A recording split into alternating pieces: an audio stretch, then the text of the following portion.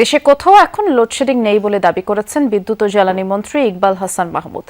জেলা প্রশাসক সম্মেলন শেষে ব্রিফিংয়ে তিনি বলেছেন, যতটুকু লোডশেডিং হচ্ছে তা বিদ্যুৎ সঞ্চালন লাইনের ত্রুটির কারণে। জানান, দেশে পর্যাপ্ত জ্বালানির মজুদও আছে। সম্মেলনে স্থানীয় সরকার মন্ত্রী জানান, 1 বছরের মধ্যে স্থানীয় সরকার নির্বাচন হবে। তথ্য প্রযুক্তি খাতে সরকারের নির্বাচনী প্রতিশ্রুতি বাস্তবায়নে ডিসিদের নির্দেশ দিয়ে আইসিটি মন্ত্রী জানিয়েছেন, গুজব ও বুলিং প্রতিরোধে সরকার কাজ করছে।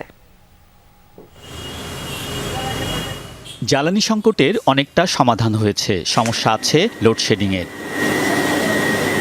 এই অবস্থায় মাঠ প্রশাসনের দায়িত্বে থাকা জেলা প্রশাসকদের সম্মেলনে বিদ্যুৎ ও জ্বালানি মন্ত্রণালয়ের নীতি নির্ধারকরা বৈঠকে সেচ মৌসুমে নিরবিচ্ছিন্ন বিদ্যুৎ সরবরাহ, সরকারি বেসরকারি অফিসের ছাদে সোলার প্যানেল স্থাপনের নির্দেশনা দেওয়া হয়। এর মাধ্যমে 5000 মেগাওয়াট বিদ্যুৎ উৎপাদনের লক্ষ্য আছে সরকারের। এছাড়া জ্বালানি তেলের অবৈধ মজুদের বিরুদ্ধে ব্যবস্থা গ্রহণ নিয়েও আলোচনা হয়েছে। বিদ্যুৎ ও জ্বালানি মন্ত্রী বলেছেন, তেলের কৃত্রিম সংকট সৃষ্টির চেষ্টা করা হয়েছিল, জানান লোডশেডিংয়ের কারণও। এখন কোনো লোডশেডিং কোথাও নাই।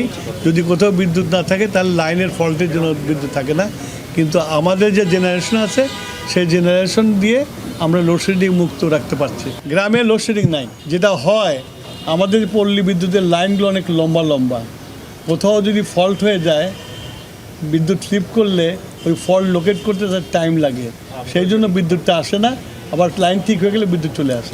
স্থানীয় সরকার ও পল্লী উন্নয়ন মন্ত্রণালয়ের আলোচনায় রংপুর উন্নয়ন কর্তৃপক্ষ গঠন, গাজীপুর সিটিতে পানির সরবরাহ সহ 8টি বিষয় গুরুত্ব পেয়েছে। এলজিআরডি মন্ত্রী জনগণকে সাথে নিয়ে ডিসিদের কাজ করার নির্দেশ দেন। জানান, সরকার চায় 1 বছরের মধ্যে স্থানীয় সরকার নির্বাচন। গত 16 বছরে ইনফ্যাক্ট স্থানীয় সরকারের যে মূল যেটা একটা কমিউনিকেশন যেটাকে বলি, এই জায়গাটা অনেক ক্ষতিগ্রস্ত হয়েছে।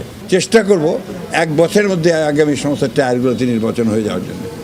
এর আগে ডিসি সম্মেলনে মুক্তিযুদ্ধ বিষয়ক মন্ত্রণালয় ও গণপূর্ত মন্ত্রণালয়ের মন্ত্রী সচিবদের সাথে মতবিনিময় করেন জেলা প্রশাসকরা। সেখানে মুক্তিযোদ্ধাদের সঠিক তালিকা, বীর নিবাস নির্মাণের অনিয়ম সহ বিভাগীয় পর্যায়ে মুক্তিযুদ্ধ ও গণ অভ্যুত্থান জাদুঘর নির্মাণের প্রস্তাব নিয়ে আলোচনা হয়েছে।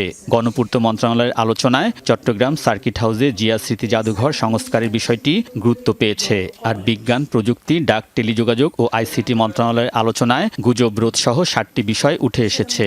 সরকারের যে নির্বাচনী ইস্তেহার ছিল ওটাকে সামনে রেখে আমরা কাজ করে যাচ্ছি। 6 মান্থস যে একটা কর্ম পরিকল্পনা দিয়েছেন আমার মাননীয় প্রধানমন্ত্রী, সেটাকে সামনে রেখে আমরা কাজ করছি। স্বাধীনতার স্মৃতি রক্ষার্থে বা স্বাধীনতাকে মানুষের কাছে, স্বাধীনতার ফসলকে মানুষের কাছে পৌঁছে দেওয়ার জন্যে, জাতির কাছে পৌঁছে দেওয়ার জন্য কাজ করেছি, এখনও কাজ করছি।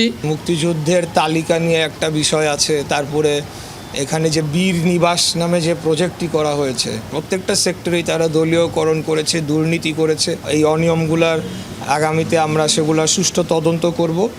তৃতীয় দিনের অধিবেশনে পররাষ্ট্র মন্ত্রণালয়ের সাথে আলোচনায় অবৈধ অভিবাসন রোধ, দক্ষ জনশক্তি প্রেরণ ও বিদেশি বিনিয়োগ আকর্ষণ সহ 5টি বিষয় গুরুত্ব পেয়েছে। আলমগীর স্বপন, যমুনা নিউজ, ঢাকা।